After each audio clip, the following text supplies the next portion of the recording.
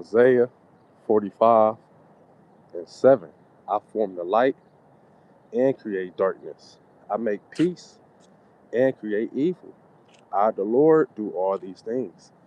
Shalom, shalom. This your brother Bakar Akkad, coming with another lesson through the spirit and power of Yahweh Bashim Yahushai. And before I get started, I'm going to give all praise and the glory to Yahweh, Bahashem, Yahushai, Bahashem, Kakwadash, the honor to the apostles, elders, of great millstone, who do well.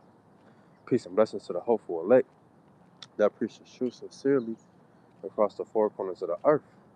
This is a quick little lesson through the spirit and power of Yahweh Bashim Yahushai. Lord, wanted this to be edifying, But the name of this lesson is the Lord give and He taketh away. And that's that Job, which I'm gonna pour that out too. But you have to understand that the Lord controls all things on both sides.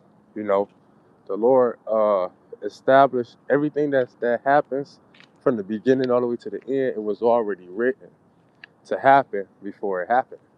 Doesn't matter what it is, man. And the Most High, Yahweh, He's in control of both sides, good and bad, because it's His movie. He's the one that wrote the script. He has angels on the right hand side to do His good work, and He has angels on the left hand side to do His bad work, His evil work. But I'm gonna grab this real quick. This is the book of Job, chapter 1,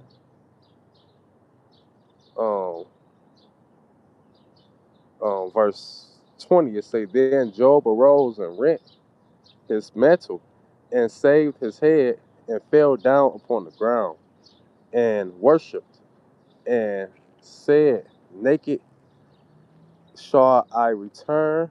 No, it said, "Naked came I out of my mother's womb, and naked shall I return thither. The Lord gave, and the Lord have taken away." And that's in all caps. And when Lord is in all caps, that's talking about the Most High, Yahweh.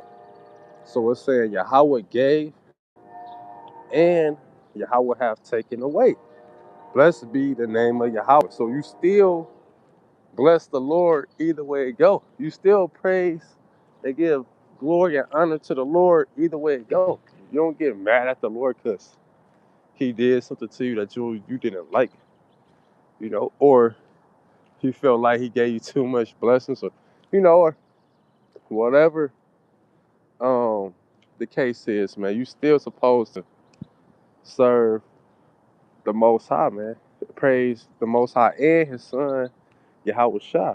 Because when you praise Yahweh Shah, that's an automatic praise to the Most High, because they're one with the same mindset, you know. But oh yeah, I was gonna grab this real quick because like I said, because the scriptures talk about say not the Most High tempt bring temptation in James. Hold on, let me grab it real quick. James 1:13 say, "Let no man say when he is tempted, I am tempted of the Most High, for the Most High cannot be tempted with evil, neither tempteth he any man." Because the Lord used Satan, the left hand spirits, to do the tempting. But it's all still ordained by Yahweh Bashim Yahushua. You know, so it's like this: the Most High, He's constantly working. He in the spirit world, but His work on earth, He sends people out to do it, but He still get credit for it. That's why when you read in the first chapter in Genesis, the first two chapters, it's about the in the beginning, God created the heavens and the earth, and we had to understanding that word God is going into the powers, the Alahayim. When you go back to the Hebrew of that particular verse, the proper word right there is Alahayim, because God just means just means power. It's just a title when it's spelled G capital G and lowercase o and d. It's just a title, you know. But the word God for that verse right there is Alahayim. So it's in the powers, talking about Yahweh Shai, the Most High Son, and the 144,000. That's those powers that created the earth, the heavens and the earth. But when you read the next chapter, and it's the second chapter, it's about the heavens and the earth, which the Lord God have made. And Lord in that verse is all caps. It's about the Most High. So that's two different verses, two different chapters, two different verses saying two different things, you know. But the reason why it said the Lord, the heavens and earth, which the Lord God had made, because the Most High gets credit for creating the heavens and earth, even though he physically didn't do it. He still gets credit for it because he created the spirits that did do it. Well, he created Yahweh Shah physically. That's the only thing he physically created. Then Yahweh Shah created the 144,000. Then, hey, so through the Most High, they still did it. Because one, it's the Most High's, he written it to go like that. He planned it to go like that. And two, he created the spirits that still did it. So he still get credit for doing it. So it's the same thing with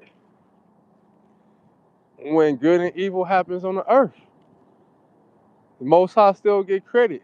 When you read in Job, it's about saying go to and fro on the earth. The Most High still gets credit for that, man. You know, it's no such thing as a free will, man. Everything that happens is ordained by the Most High. You know, rather you agree with that or don't. Whether you feel some type of way about that or you don't. It is what it is. You know? Uh uh oh yeah. That's what I was gonna grab.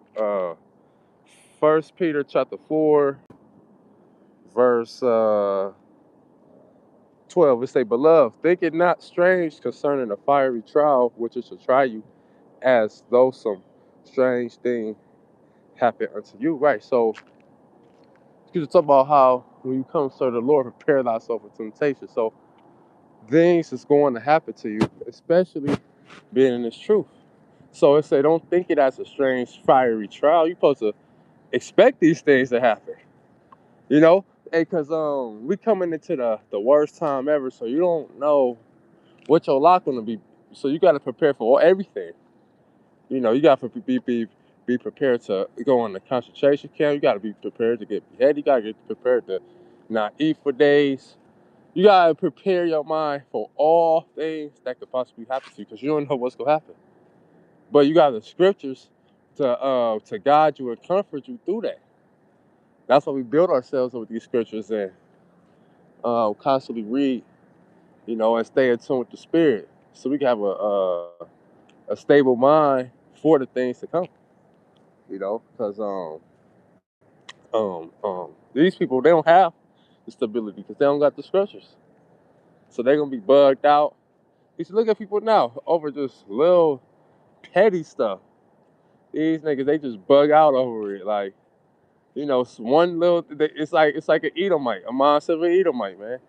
One little thing that goes left, they bug out and make it a whole thing, you know. But we don't do that because we got the scriptures and we know everything is controlled by the Lord, man. You know.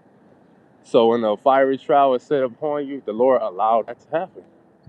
He said, He gonna suffer you to be tempted, but you are able. The Lord know what you're able to go through because He created you. You know, and He created the test for you to go through. You know, so it's tailor made for you to go through it and to get out of it. You know. Read next verse. It say, but rejoice. So you're supposed to rejoice at these things, man. You're not supposed to be dismayed. Um, lone wolf, woe is me spirit, and you know, worried and shit like that. No, you're supposed to rejoice when you go through the fiery trials, because you know that the spirit of the Lord is dealing. Because this is the way to get to the kingdom. If you ain't going through the fiery trial, how you gonna get to the kingdom then? You know, this is how the Lord set it up to make a better you. Matter of fact, I'm gonna grab this real quick. I might go back to that. This is Ecclesiastes chapter 7, verse 3. It says, "Sorrow is better than laughter, for by the sadness of the countenance the heart is made better." So your heart is made stronger. The word heart, go back to the Hebrew word lav, your mind.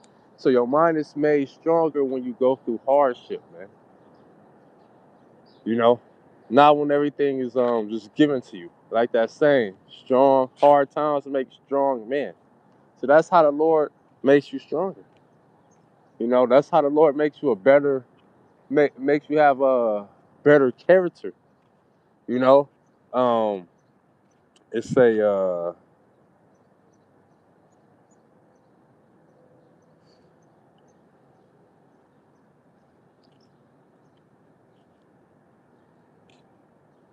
verse, 1 Peter 4:13.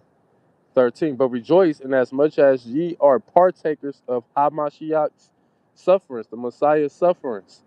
You know, we're partakers of that. That when his glory shall be revealed, ye may be glad also with exceeding joy. So we're partakers of the suffering, so we can receive the glory with the Messiah, so we can be glorified together with him. So we have to go through the sufferings with him too. Then, you know, nobody about to just let you come on the top with them, and you ain't get it from the bottom with them.